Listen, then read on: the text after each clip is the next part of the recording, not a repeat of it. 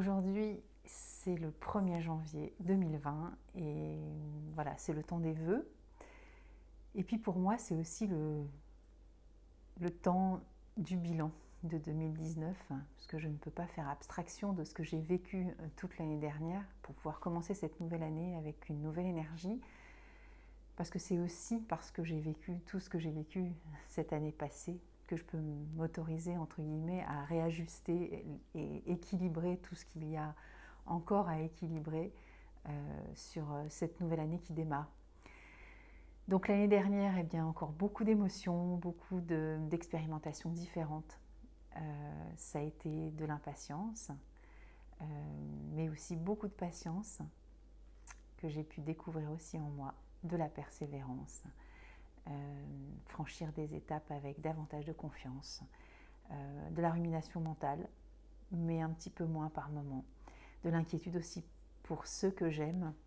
Qu'est-ce qu'il y a eu d'autre? Beaucoup de pugnacité, on va dire, beaucoup de choses encore à gérer avec peut-être beaucoup trop, quelquefois encore, des choses aussi à lâcher dans le sens à abandonner, en tout cas à mettre de côté. Beaucoup de procrastination aussi. Beaucoup de bonnes résolutions que je n'ai pas tenues, mais des choses que j'ai initiées auxquelles je ne savais même pas que je pourrais avoir l'énergie, la force, la foi aussi. Quoi d'autre? Beaucoup d'expériences qui m'ont permis de franchir encore de nouvelles étapes, de devenir certainement meilleure. J'allais oublier quelque chose d'important, mais bon, c'est pas grave, je ne me souviens plus. Voilà, cette année démarre donc avec de nouvelles énergies, de nouvelles envies aussi, des expériences à initier sur le plan émotionnel.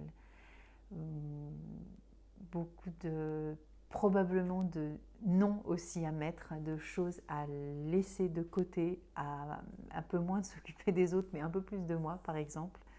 Et puis continuer à avancer sur tout ce que j'aimerais, non pas mettre en chantier, parce que c'est déjà en chantier depuis, j'allais dire, ma conception, parce que voilà, la vie n'est qu'un immense chantier, n'est-ce pas? Mais voilà, le but, c'est pas trop de, je veux dire, soit d'être un exemple ou d'être parfait ou de mettre tout plein de, comment dire, d'objectifs à réaliser pour l'année, parce que je sais qu'il y a des choses qui sont caduques et que je ne pourrais pas tenir sur la durée. Mais ce qui est plus important, je pense, dans ces moments-là, en tout cas c'est ce qui me concerne, c'est la prise de conscience de tout ce qui semblerait être améliorable. Quoique, des fois, avec du recul, je trouve qu'on se met, ou je me mets un peu trop de pression pour pas grand-chose finalement, puisque les choses se font, quoi qu'il advienne. Et même si elles ne se font pas sous l'angle que j'avais, entre guillemets, imaginé, inéluctablement, inexorablement, de toute façon, le temps passe, les choses avancent et ça se construit avec ce que je suis, c'est-à-dire avec mes innombrables imperfections. Et donc, tant mieux, parce que ça veut dire que voilà, je suis aussi consciente de ce que je suis et que ces imperfections ne sont que ces qualités aussi à en devenir, ou qui sont déjà, mais qui sont des fois un petit peu ce que j'appelle un peu en dormance, c'est-à-dire qu'elles ne sont pas comment dire, inexistantes. Elles sont là, elles sont des fois juste un peu mises de côté. Donc il y a des moments où on a plus ou moins besoin de certaines qualités aussi en nous pour avancer dans nos vies. Et en fonction aussi des épreuves qui nous sont, j'allais dire, qui nous sont allouées. C'est-à-dire que c'est quand même nous, des fois, qui décidons de nous les donner, mais c'est comme ça fait partie aussi du jeu, et du jeu JE aussi, parce que le jeu se construit que à travers ces épreuves, finalement. Voilà, c'est que comme ça qu'on apprend aussi à découvrir l'amour qui est en soi, l'amour qui est partout autour de nous, et que nous ne sommes jamais seuls finalement, et que dans l'épreuve, c'est aussi dans l'épreuve qu'on apprend le plus à se dépasser soi-même et à vraiment, j'allais dire, faire le focus, ou en tout cas faire la lumière aussi sur ce qui est le plus important en fait en soi. Et ce qui est le plus important en soi, il n'y a que nous qui connaissons un peu notre intime, et par rapport à tout ce qu'on a à transcender, à gravir, à transpercer, à mettre en lumière, à fouiller au fond de nous. Voilà. Donc pour moi, cette année, alors on dit que 2020, c'est double 20-20.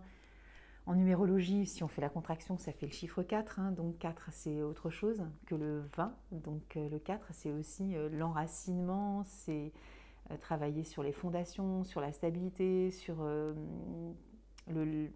j'allais dire le labeur, mais bon oui, le travail aussi de persévérance, aussi d'ordre, de construction. Donc en tout cas, je le ressens comme ça.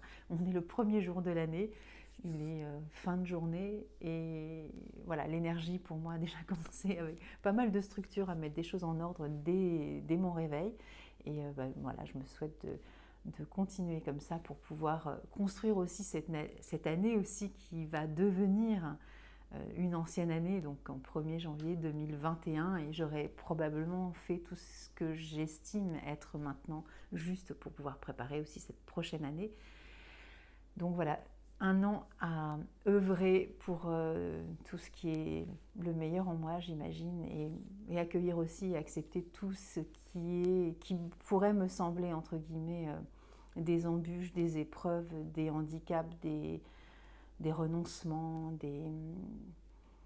tout ce qu'il faut probablement laisser aussi pour que les choses avancent, que se mettent en place de façon le plus fluide et le plus serein possible. Donc je vous souhaite toute cette sérénité nécessaire, toute cette paix, cette joie, cet émerveillement aussi à la vie de chaque instant, même si c'est pas toujours évident, parce que voilà, c'est les grèves, c'est ceci, c'est cela. Il y a toujours quelque chose qui nous empêche aussi d'être totalement dans cette joie de ce nouveau qui commence chaque jour quand le réveil se met à sonner. Mais bon, voilà, c'est comme ça. Mon jeu aussi de ce réveil tous les jours avec cette énergie de tranquillité, puisque finalement, il n'y a qu'une chose à être, c'est être tranquille, serein, tout est ok. Voilà, je vous souhaite donc de vivre tout ce que vous avez à vivre au mieux. Je vous embrasse et puis à bientôt. Au revoir.